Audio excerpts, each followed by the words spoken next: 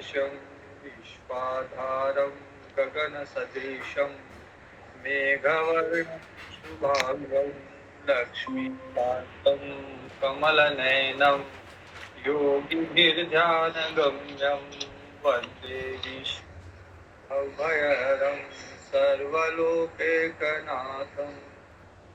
यं ब्रह्मा वरुणेन्द्ररुद्रमरुतः स्तुन्वन्ति दिव्यैस्तवे वेदे साङ्गपदक्रमोपनिषदे गायन्ति यं सामगाः ध्यानावस्थिततद्गतेन मनसा पश्यन्ति यं योगिनो यस्यान्तं न विदुषुरासुरगणा देवाय तस्मै नमः देवाय तस्मै नमः। आत्मसंयम योगो नाम षष्ठोध्याय, छठा अध्याय, जो मुख्य रूप से योग जो कि अष्टांग जो कि पतंजलि योग सूत्र में दिया हुआ है उसी तरह के योग के बारे में है। तो इसमें सबसे पहले कहा गया है, एक तो आरूरुक्ष की स्थिति बताइए, एक आरूढ़ की स्थिति बताइए। तो आरूरुक्ष जो अभी योग में चढ़ रहा, अभी प्रयास कर रहा है, अभी चढ़ा नहीं। जैसे एक घोड़े पे एक जना तो बैठने का भी प्रयास कर रहा है, एक जना बैठ गया, तो दोनों की स्थिति अलग अलग है। जो बैठ गया उसके सारा कंट्रोल उसको मिल गया, अब लगाम उसके हाथ में, घोड़ा उसके नियंत्रण में है।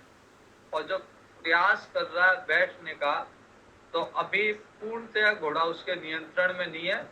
घोड़ा बार बार प्रयास करता उसको गिराने का, तो उसको बड़े साहस से उस घोड़े को नियंत्रण में लाके उसको ज्यादा मेहनत करने की जरूरत है और ज्यादा सतर्क रख के, और फिर उसको आरूढ़ होना, उस पे चढ़ के बैठना है। तो आरूरुक्ष के लिए कर्म करना है। आरूरुक्षोर मुनेर योगम कर्म कारण मुच्यते। तो जब तक आरूरुक्ष है, जब तक चढ़ रहा है, तब तक कर्म योग साधना, उसकी कर्म योग करते हुए वो आरूरुक्ष हो सकता है। और जब एक बार आरूढ़ हो गया, अब सब मन इंद्रिया उसके नियंत्रण में है, तब फिर कर्म करने का उसका कोई प्रयोजन नहीं रह जाता। फिर समय कारण मुच्यते, फिर वो सर्व संकल्पों का अभाव हो जाता है, समता में स्थापित हो जाता है फिर वो आरूढ़ होने के बाद में।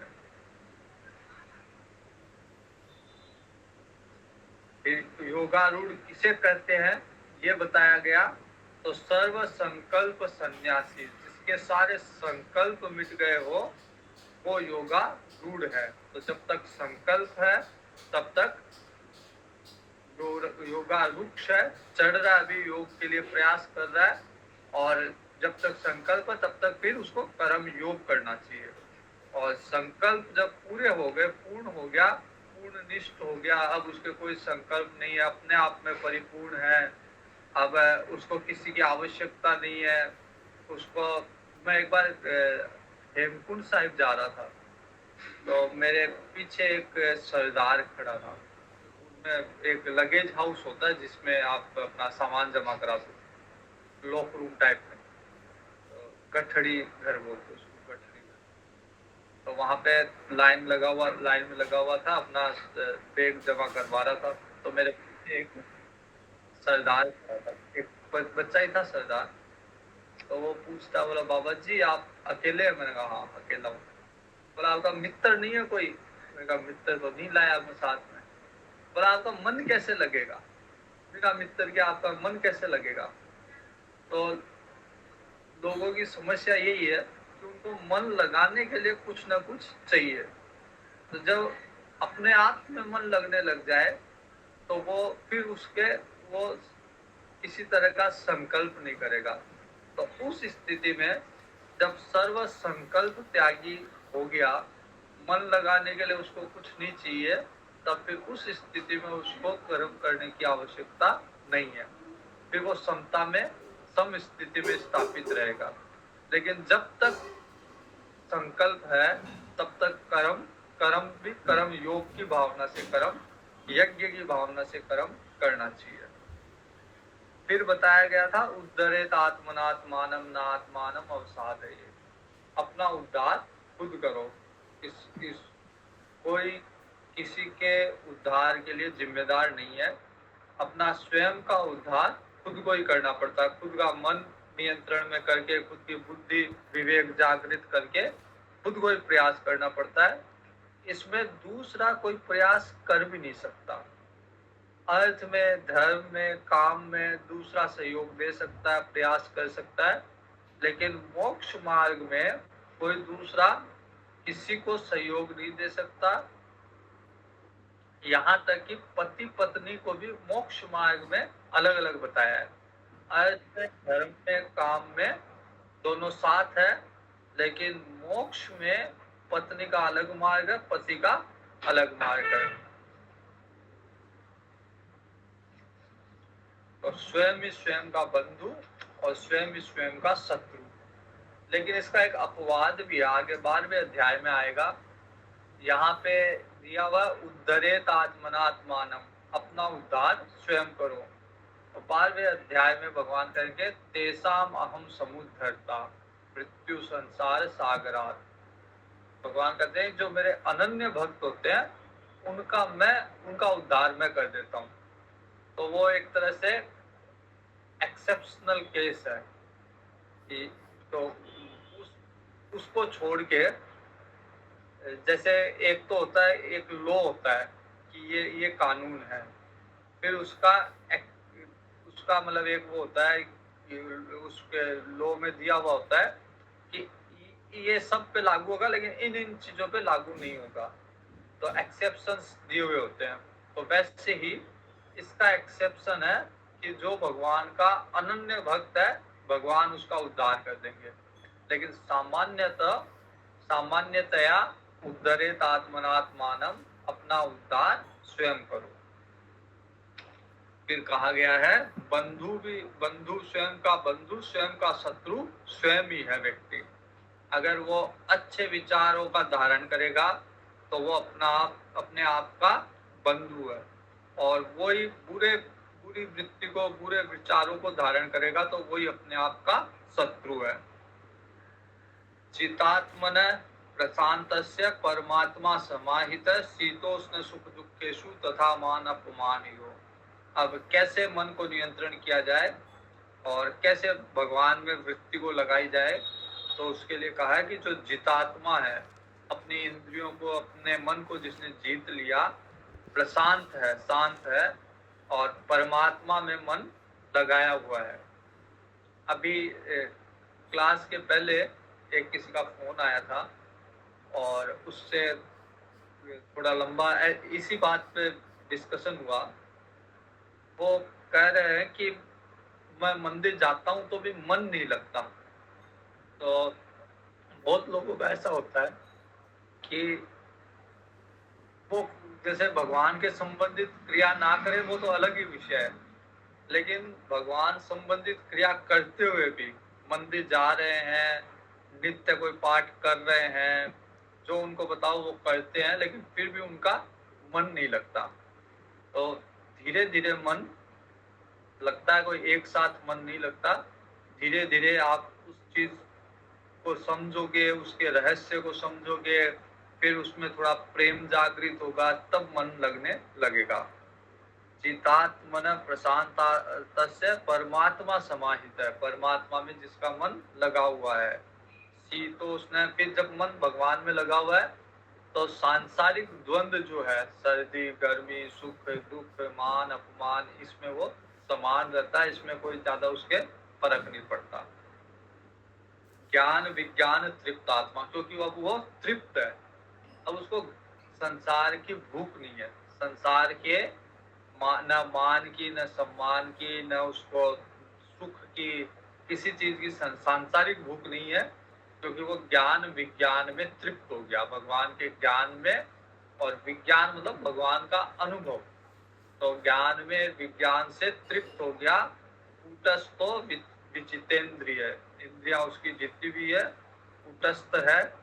और युक्त इत्युच्यते योगी समलोष्टासम कांचन, तो वह योगी युक्त है, वह योगी योग में लगा हुआ है, योग से युक्त है, जिनमें ये सारे गुण है, और वस्तु में भी उसके लिए कोई फर्क नहीं पड़ता। उसकी दृष्टि में पत्थर, मिट्टी और सोना सब बराबर है। ऐसा नहीं है कि उसको भेद नहीं पता, व्यवहारिक दृष्टि में उसको भेद पता है। ऐसा नहीं कि जैसे सोने का, अगर सोने का की थाली है तो ये नहीं है कि वो बाहर रख देगा, उसको जितनी केयर करनी है वो करेगा, लेकिन उसके फर्क नहीं पड़ेगा कि वो सोने की यूज कर रहा है, चाहे पत्थर की कर रहा है, चाहे मिट्टी की कर रहा है। तो लेकिन अगर जैसे तीनों को साफ करना है तो मिट्टी को अलग तरीके से साफ होगी, सोने की अलग तरीके से साफ होगी, तो वो व्यवहारिक भेद उसको पता है।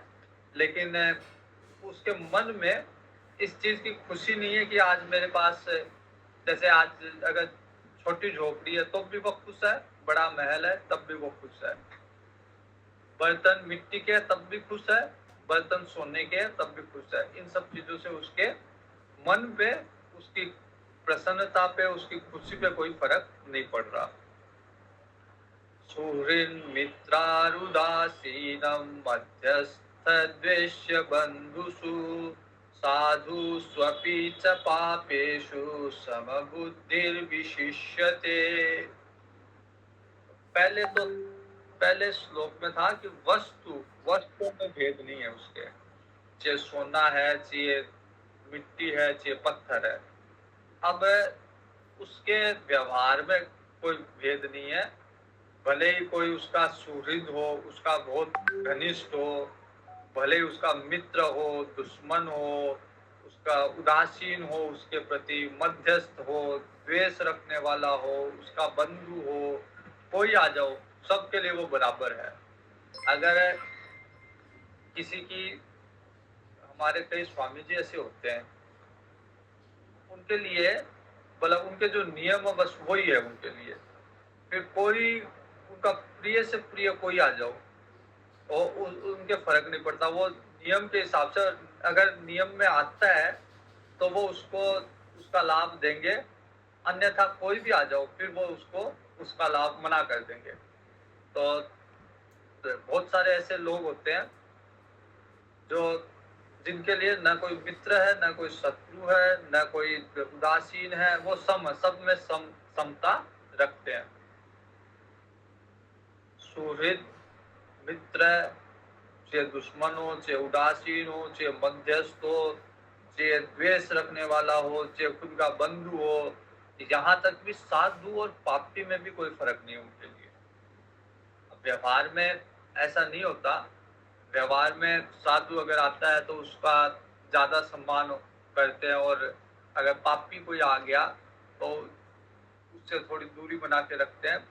लेकिन जो वास्तव में ज्ञानी है, क्योंकि वो जानता है कि इस पापी के अंदर भी भगवान ही है, जैसे साधु के अंदर भगवान है वैसे ही पापी के अंदर भी भगवान है।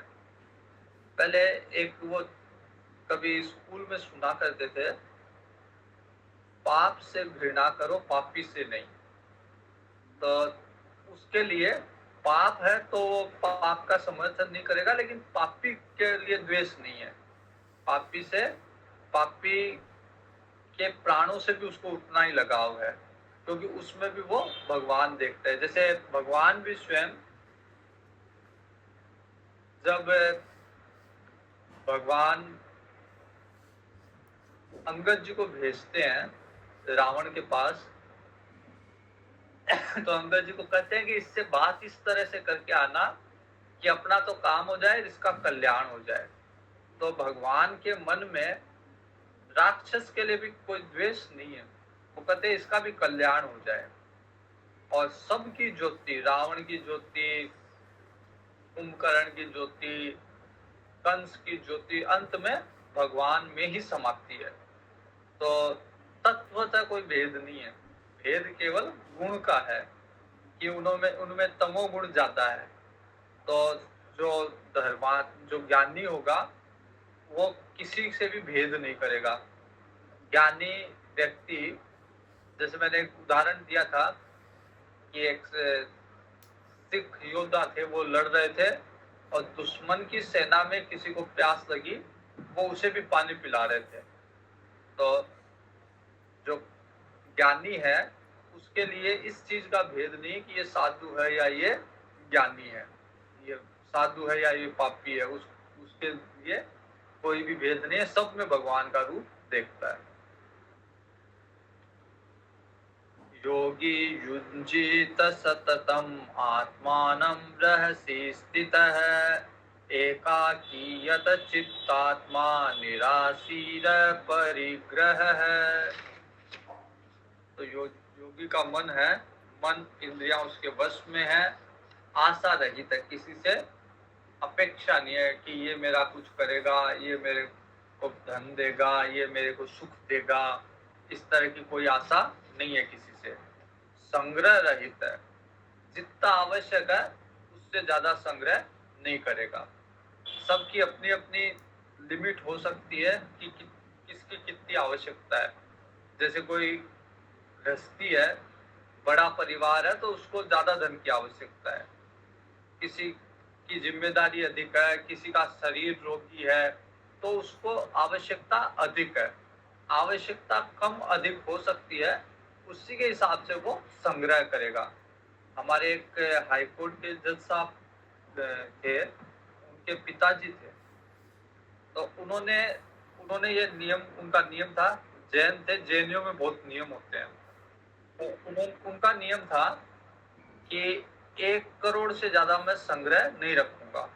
अब उनकी लिमिट 1 करोड़ थी, तो 1 करोड़ से अधिक अगर संग्रह होगा तो दान कर दूंगा। तो जैसी आवश्यकता हो उस हिसाब से अपनी एक लिमिट बना के उससे ऊपर का संग्रह, अनावश्यक संग्रह नहीं करना। दूसरा क्या होता है कि जैसे घर में बहुत सारी चीजें ऐसी होती है जो कभी कोई काम नहीं आती, लेकिन फिर भी हम रख के रखते हैं कि कोई काम आएगी, कोई काम आएगी। तो इस तरह का कूड़ा कचरा इकट्ठा नहीं करना। और इन सबसे महत्वपूर्ण बात कि अपने दिमाग में इस तरह का कचरा इकट्ठा नहीं करना। किसी के प्रति कौन क्या कर रहा है, कौन क्या नहीं कर रहा है, किसी के प्रति द्वेष, राग, ये सब चीजें, दिमाग का कचरा पहले निकालना। तो जो योगी होगा वो संग्रह रहित होगा, न तो दिमाग में कचरा इकट्ठा करेगा, न घर में कचरा इकट्ठा करेगा, और न आवश्यकता से ज्यादा संपत्ति इकट्ठा करेगा। सुचो देशे प्रतिष्ठा, क्योंकि ये सब जब हो जाएगा तो फिर ध्यान में मन नहीं लगेगा। मन जो है उनको व्यवस्थित करने में मन चला जाएगा, समय उनको व्यवस्थित करने में चला जाएगा, तो फिर ध्यान का समय कब मिलेगा। तो सुचो देशे, साफ सुथरा उसका स्थान एकदम साफ सुथरा रहेगा। सुचो देशे प्रतिष्ठाप्य स्थिर मानस महात्मन, साफ सुथरे जगह में बैठेगा, मन को स्थिर करेगा, और नात्युच्छित्रम नाति नीचम चेलाजिन कुशोत्तरम। अब वो आसन कैसे बनाएगा, वहां योग सूत्र में तो सिर्फ एक बात लिखती कि स्थिर सुखम आसनम, कि जो स्थिर है और सुख से जहां बैठा जा सकता है, या सुख की जो स्थिति है बैठने की, वही आसन है। यहाँ पे आसन थोड़ा सा और बताया गया है कि आसन कैसा बनना चाहिए। तो ना तो बहुत ऊंचा हो, ना बहुत नीचा हो। अगर बहुत ऊंचा होगा तो वो स्थिर नहीं रह पाएगा, गिरने का डर रहेगा।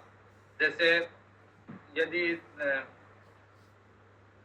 अगर थोड़ा ऊंचा आसन है और योग साधना कर रहा है तो उसमें गिरने का डर रहता है। और अगर एकदम नीचे है तो फिर कोई कीड़े मकोड़े ये आ सकते हैं। तो जब योग में बैठे तो ना ऊंचा हो ना नीचा हो। चैल जिन कुशोत्तरम।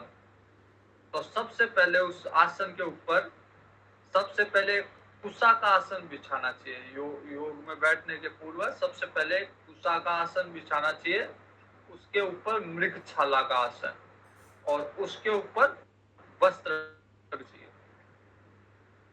ये तो मतलब पहले कोई साधन नहीं थे तब ये सब चीजें थी। कुशा का आसन होता था, मृगछाला होती थी, उसके ऊपर वस्त्र बिछाया जाता था। तो क्रम इसलिए है ताकि कुशा का आसन गड़े नहीं, उसके ऊपर मृगछाला, और मृगछाला भी गड़े नहीं इसके लिए वस्त्र, तो वो आराम से सुख से बैठ सके, इसलिए इस क्रम में बताया गया है कि सबसे नीचे कुशा का आसन, ताकि कुशा के आसन से ताकि उसका जमीन से संपर्क हट जाए, अन्यथा उसकी ऊर्जा जमीन में चल जाएगी या जमीन की ठंड उसके अंदर आएगी, तो वो उसको डिस्टर्ब करेगा, व्यवधान उत्पन्न करेगा। तो सबसे पहले कुशा का आसन बिछाया, फिर मृगछाला बिछाई, फिर वस्त्र।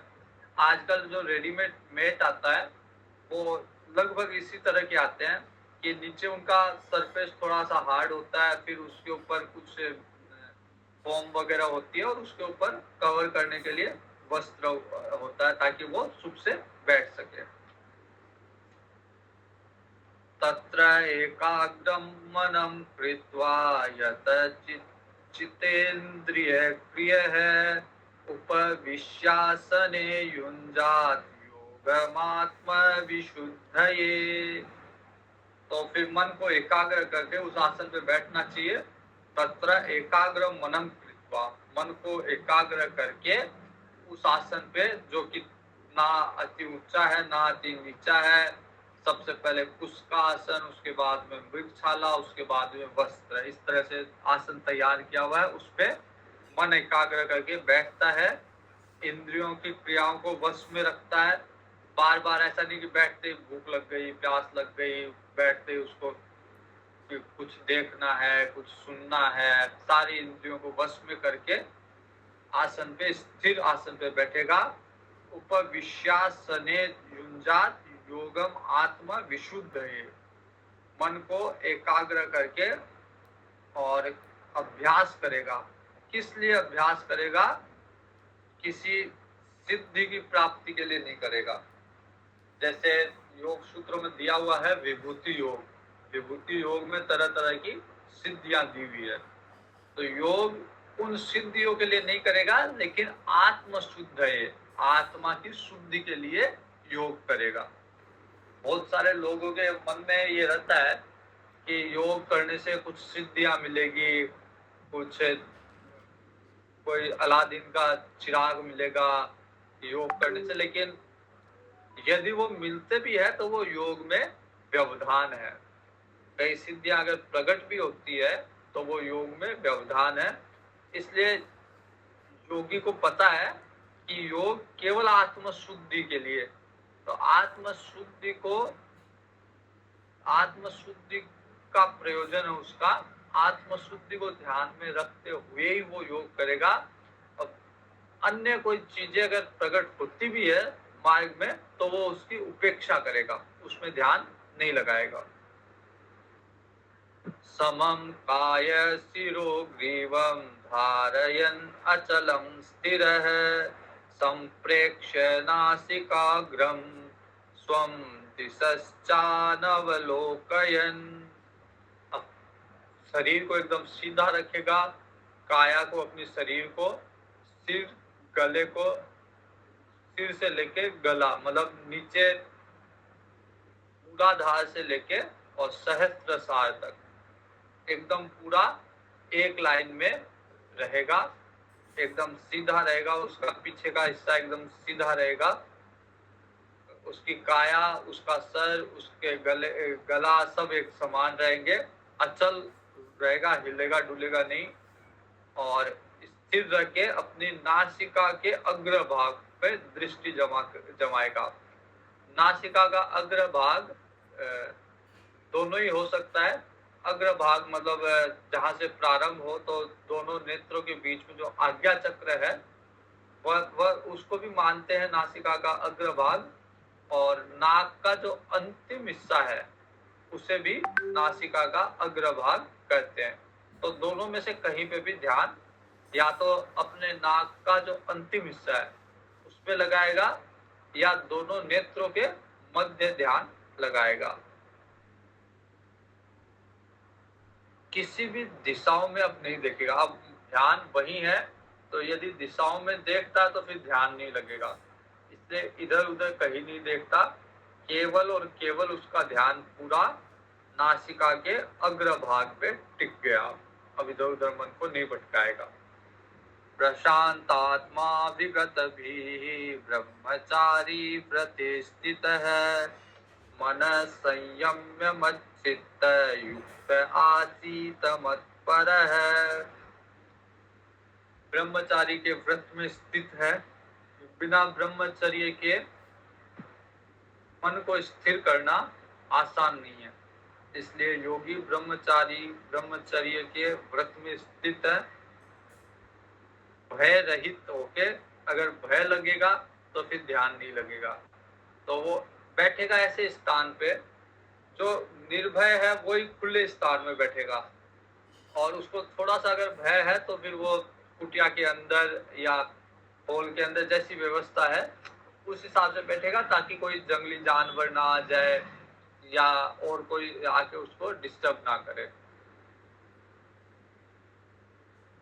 शांत अंतःकरण वाला सावधान योगी मन को रोककर भगवान में चित्त लगाएगा और भगवान के परायण ही हो जाएगा। मन संयम में, मन को संयम करके मत चित्त, मेरे में चित्त लगाएगा। युक्त आश्रित मत पर, और मेरे ही परायण रहेगा, मेरे ही आश्रित रहेगा। क्योंकि भगवान के आश्रित नहीं रहने से मन चंचल बना रहेगा। जैसे अगर आपने किसी को कह दिया कि मैं ध्यान कर रहा हूँ, अब मेरा ध्यान रखना, तो मन हमेशा मन में ये विचार चलता रहेगा कि वो मेरा ध्यान रखेगा नहीं रखेगा। तो और किसी का आश्रित नहीं रखे, केवल भगवान के आश्रित रखे वो ध्यान में बैठेगा। युञ्जन्नेवं सदात्मानं योगी, युञ्जन्नेवं सदात्मानं योगी नियतमानसः शान्तिं निर्वाण परां मत्स्थानम् अधिगच्छति। फल क्या होगा इस योग का? क्यों कर रहा है योग? परम शांति के लिए। वो योगी को जो शांति मिलती है उसकी तुलना किसी सांसारिक वस्तु से नहीं की जा सकती। हमें लगता है कि सांसारिक वस्तु में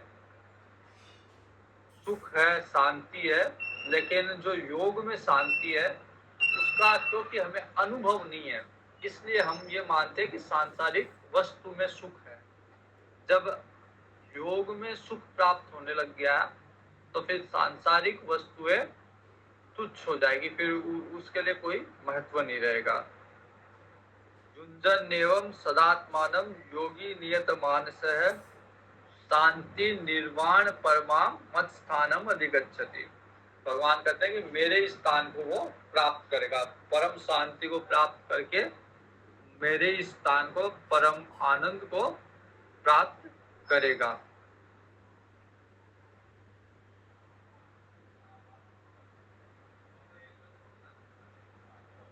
जिसका मन निरंतर भगवान में लगा रहता है वो अंत में भगवान की परम शांति को प्राप्त करता है।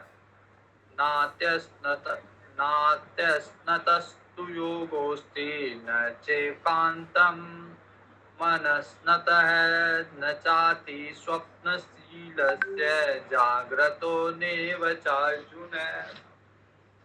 अब हर चीज में मध्यम मार्ग बताया गया है कि बहुत ज्यादा एक तरफ झुकने से कभी भी योग की साधना नहीं हो सकती। तो जो ज्यादा बहुत ज्यादा खाता है उसका योग कभी सिद्ध हो ही नहीं सकता। ज्यादा खाने वाले का योग सिद्ध नहीं हो सकता। और ना ही एकदम कम जो खाता है या एकदम खाता ही नहीं है, उसका भी योग सिद्ध नहीं हो सकता। तो जो एक युक्त आहार, जो उसको लेना चाहिए युक्त आहार, वो लेता है, उसी का योग सिद्ध होता है। तो योगी न ज्यादा बहुत ज्यादा खाता है, न एकदम ही भूखा रहता है, बहुत ज्यादा सोता भी नहीं है, और ऐसा भी नहीं है कि एकदम ही नहीं सो रहा। तो जो युक्त है, जो आवश्यक है, बस उतना करता है, उसी मात्रा में करता है। बहुत ज्यादा बहुत ज्यादा मतलब उसका सेवन भी नहीं करता, बहुत ज्यादा त्याग भी नहीं करता, किसी भी तरह से वो सीमा को पार नहीं करता। तो जैसा आवश्यक है वैसा निद्रा भी लेगा, वैसा भोजन भी करेगा, ना अधिक न कम। तो युक्त आहार, युक्त विहार, युक्त शयन।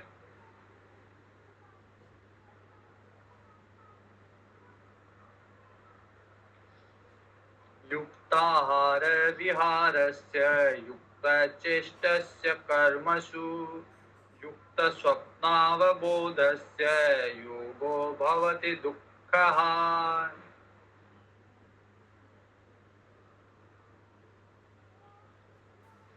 दुःख हाँ मतलब दुख का नाश करने वाला। तो ये जो योग है वो दुख का नाश करने वाला है, किसी भी तरह का दुख हो उसका नाश करेगा योग। और वो किसका सिद्ध होगा? युक्त आहार विहारश्च, जो यथा योग्य जैसा आवश्यक हो वैसा आहार करेगा, वैसा विहार करेगा, भ्रमण करेगा, इधर उधर जाएगा। एकदम अगर कोई भ्रमण नहीं कर रहा तो उसका भी योग सिद्ध नहीं होगा, और बहुत ज्यादा भ्रमणी कर रहा है उसका भी सिद्ध नहीं होगा। तो हर चीज में बैलेंस बनाना पड़ेगा। युक्त आहार विहारश्च युक्त चेष्टस्य कर्मसु, ऐसा भी नहीं होगा कि कर्म करेगा ही नहीं, और ऐसा भी नहीं होगा कि बहुत ज्यादा कर्म करेगा। तो सब में यथा योग्य चेष्टा करेगा। युक्त स्वप्नावबोधस्य, जितनी आवश्यक हो उतना सोएगा और जितना आवश्यक हो उतना जागेगा। तो ऐसा जो बैलेंस बना लेगा, जो संतुलन स्थापित कर लेगा इन सब चीजों में, योग उसी का सिद्ध होगा। यदा विनितं चित्तम् आत्मन्येवावतिष्ठते निःस्पृह सर्वकामेभ्यो युक्त इत्युच्यते तदा।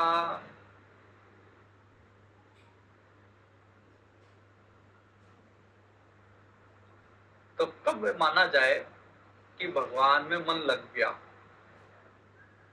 यदा विनियतम चित्तम आत्मन्येवावतिष्ठते, कि अत्यंत वश में किया हुआ जो मन है, वो मन किस काल में भगवान में, परमात्मा में भली भांति लग गया।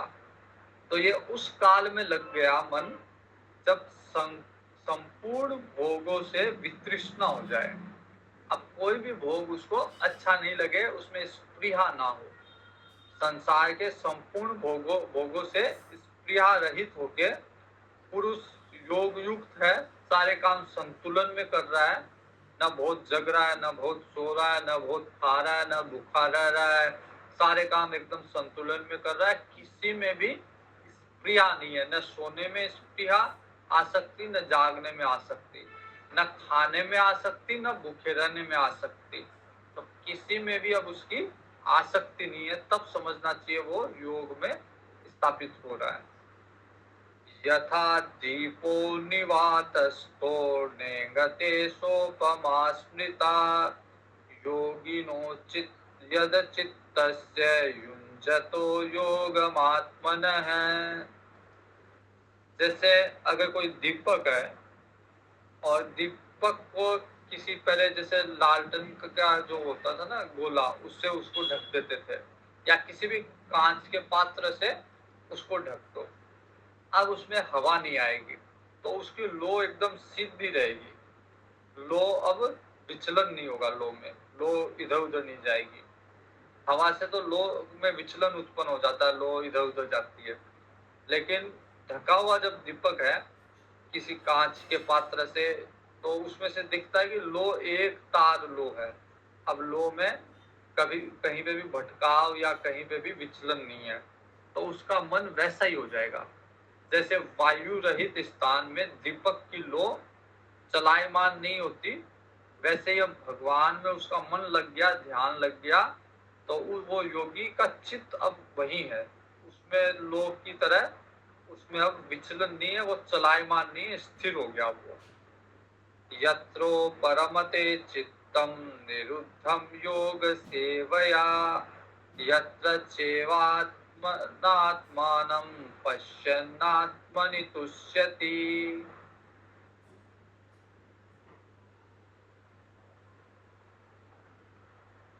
तो जिस समय योगी का चित्त उपराम को प्राप्त होता है, अर्थात संसार से हटता है और परमात्मा के ध्यान में से शुद्ध होता है, सूक्ष्म बुद्धि द्वारा परमात्मा का साक्षात्कार कर लेता है।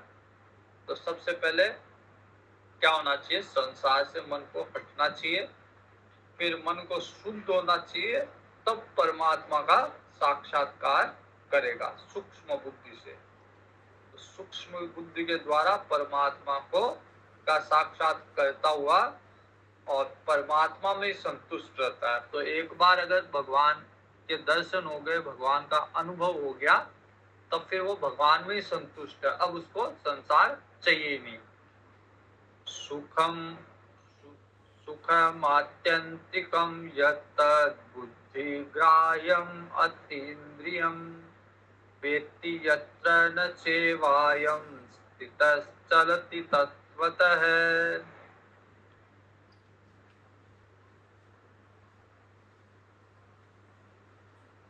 अब सुखम, सुखम है आत्यंतिकम, अत्यंत सुख, अब उसको पूरा आनंद में है वो, अब उसको कोई भी दुख परेशान नहीं करेगा, क्योंकि अंदर से उसको आनंद के फुहारे छूट रहे अब अंदर से उसके। तो अंदर से इतना आनंद में है, जो कहा गया ना, आनंद सिंधु सुख राशि, आनंद का समुद्र है। तो अब वो भगवान के साक्षात करने के बाद में स्वयं में इतना आनंदित है कि बाहर का कोई भी दुख उसको स्पर्श भी नहीं कर रहा। तो जो अवस्था वो अनुभव करता है और जिस अवस्था में वो स्थित है, वह योगी इसलिए वो परमात्मा के स्वरूप से विचलित नहीं होता, क्योंकि मन चंचल है, क्योंकि मन आनंद ढूंढता रहता है। मन चंचल इसलिए ही है क्योंकि मन इधर उधर सुख ढूंढता है, आनंद ढूंढता है, और जब उसको अंदर उतना आनंद मिल गया, पूरा आनंद का समुद्र मिल गया, अब वो मन बाहर के आनंद के लिए चलायमान नहीं होगा, चंचल नहीं होगा, पूर्णतया वो उस ब्रह्म आनंद में डूब जाएगा।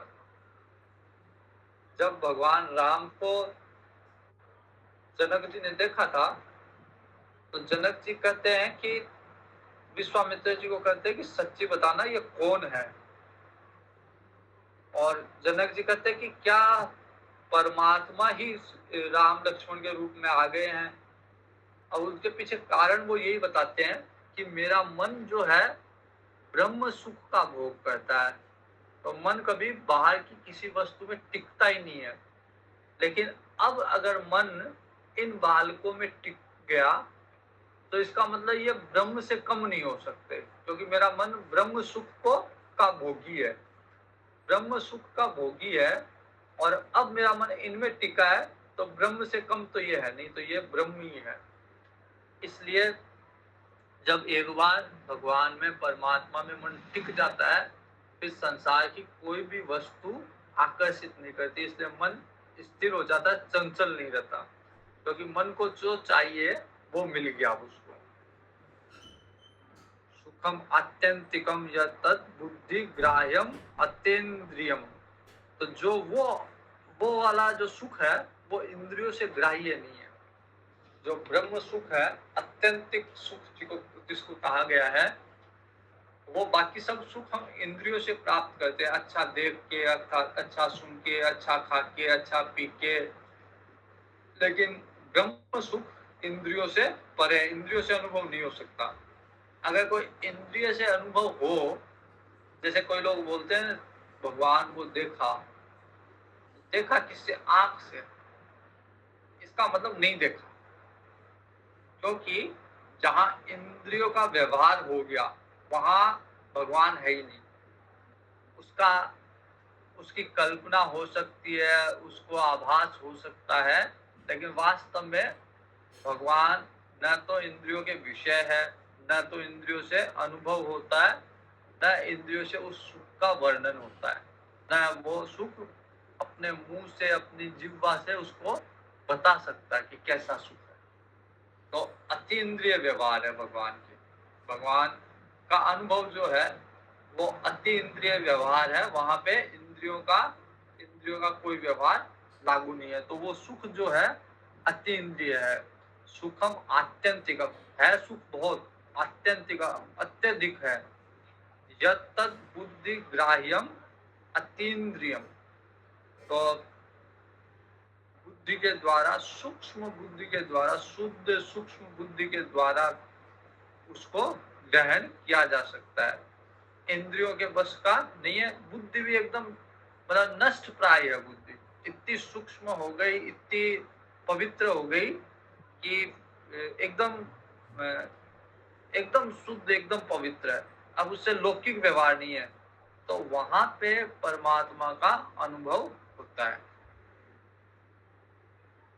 जिस अवस्था में अनुभव करता है और जिस अवस्था में वह स्थित है, वह परमात्मा के स्वरूप से विचलित नहीं होता, क्योंकि वहां पे इतना सुख। किसी को अगर प्राइम मिनिस्टर बना दिया जाए, प्रधानमंत्री बना दिया जाए, तो फिर वो पार्षद थोड़ी ना बनेगा, क्योंकि प्रधानमंत्री की शक्तियां, प्रधानमंत्री का वैभव पार्षद से, एमएलए से बहुत ज्यादा है।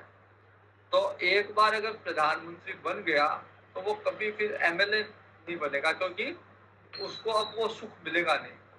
तो जो ब्रह्म सुख जिसने प्राप्त कर लिया, अब संसार का सुख उसे सुख लगेगा ही नहीं, क्योंकि उसकी तुलना में संसार का बड़े से बड़ा सुख कोई महत्व नहीं रखता। ये कहा जाता है कि यदि संपूर्ण पृथ्वी का निष्कंटक राज्य, संपूर्ण पृथ्वी का निष्कंटक राज्य अर्थात उसका कोई शत्रु ना हो, और धन धान्य से संपन्न, ऐसा नहीं हो कि संपूर्ण राज्य तो मिल गया लेकिन उसमें कुछ है ही नहीं। बहुत बार ऐसी स्थिति होती है राज्य में कि राज्य तो मिल गया लेकिन कोष नहीं है, धन नहीं है, धान्य नहीं है, साधन नहीं है। तो ये कहा गया है कि संपूर्ण पृथ्वी का राज्य धन धान्य से संपन्न और एक युवा व्यक्ति को मिले। ऐसा नहीं कि जैसे वृद्ध व्यक्ति को मिले तो वो अब उसको भोगने में समर्थ ही नहीं है, उसकी इंद्रिया कार्य नहीं कर रही है।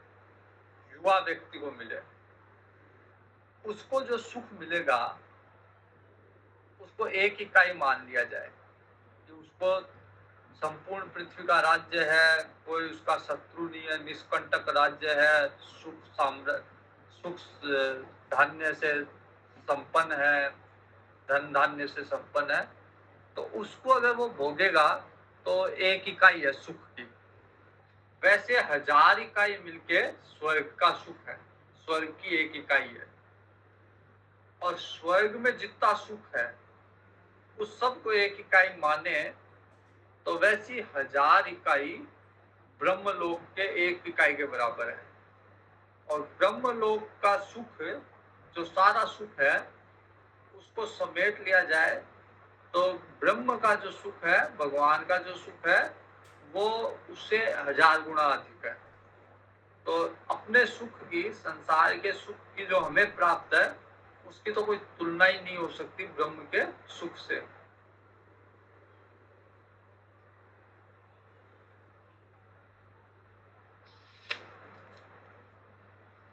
यम लब्ध्वाचा परम लाभम मन्यते नाधिकम ततम। उससे बढ़कर कोई लाभ ही नहीं, परम लाभ। अब किसी को अगर समझ में नहीं आता तो फिर वो क्या है कि संसार में शादी कर लूं, विवाह कर लूं, पुत्र उत्पन्न कर लूं, पुत्र, वो उसमें लाभ ढूंढता है कि अब एक एक दुकान है, एक दुकान से दो दुकान, दो दुकान से चार दुकान, फैक्ट्री, सब कर लेगा, तो उसको उसमें लाभ दिखता है। लेकिन भगवान कहते हैं इन सब, ये कोई लाभ नहीं है, इन सब से परम लाभ, यम लब्ध्वा परम लाभम, जो लाभ मिल गया भगवान के दर्शन के, भगवान के अनुभव के, ब्रह्म ज्ञान का जो लाभ मिल गया, उससे बड़ा कोई लाभ है ही नहीं। मन्यते ना अधिकम ततम, उससे बढ़ के कोई लाभ हो ही नहीं सकता, है ही नहीं। यस्मिन् स्थितो न दुःखेन गुरुणापि विचाल्यते। एक बार ब्रह्म सुख में स्थापित हो जाए तो फिर बड़े से बड़ा दुख उसको विचलित नहीं कर सकता। जैसे ये तो मतलब साधारण सी बात है, नींद में भी दुख विचलित नहीं करता। कितना ही बड़ा घाव लगा हो, कितनी बड़ी पीड़ा हो, कितना बड़ा मन में दुख हो, लेकिन जब एक बार नींद आ जाए तो फिर वो सारे के, जब तक नींद रहेगी, ये हो सकता है कि पीड़ा के कारण नींद बार बार टूटती हो, नींद आ नहीं रही हो, लेकिन जैसे नींद, जैसे कोई कभी कोई बीमार होता है या कोई किसी की बेचैनी होती है, तो बोलते ना इसको सोने दो थोड़ी देर, सोने से उसको आराम मिलेगा। बच्चे के अगर लग जाती है, रोता रहता है, तो बोलते हैं इसको सोने दो, सोने से आराम मिलेगा। तो ये आराम तो नींद में भी मिलता है कि नींद में जो दुख है वो कितने बड़े से बड़ा दुख हो, वो उसको विचलित नहीं करता। लेकिन नींद में जो ये आराम मिला वो अस्थायी आराम है। जैसे ही जगेगा फिर वो संस्कार, वही दर्द, वही सब कुछ शुरू हो जाएगा। लेकिन जो ब्रह्म सुख है उसको एक बार अगर ग्रहण कर लिया, उसको एक बार